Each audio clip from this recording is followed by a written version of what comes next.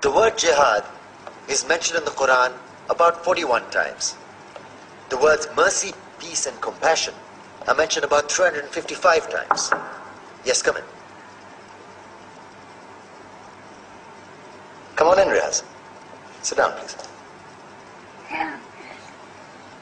Contrary to popular belief in most Western cultures, Islam is a religion that preaches peace and tolerance.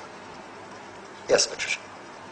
If Islam truly is a religion that preaches peace, then how come the world's most troubled spots, the West Bank, Afghanistan, Pakistan, Iraq, they're all plagued with Islamic terrorism? Well, that depends on your definition of terrorism. Some might argue that the U.S. invasions of countries like Iraq and Afghanistan are also acts of terrorism. No, those were acts of war to get rid of despotic regimes. Or means of getting at a country's oil.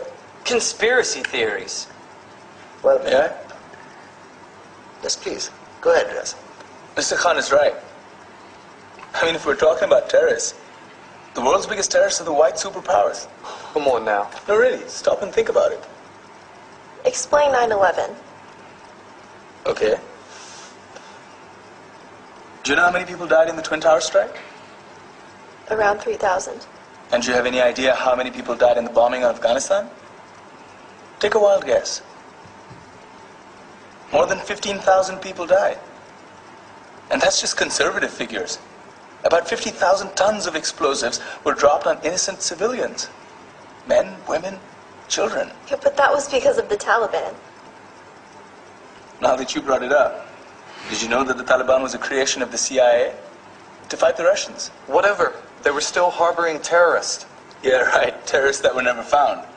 Just like the weapons of mass destruction that were never found in Iraq. Do you want to get into the death toll in Iraq? 500,000 civilians and counting. And what do Britain and America say when they don't find these weapons? It's simple. They just say sorry.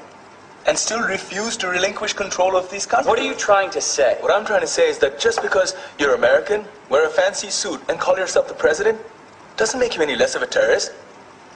I'm saying that if you don't stop meddling in other people's countries, you will face a backlash. If Muslims like you feel that way, then why don't you get out of our country? We will. As soon as you promise to leave ours.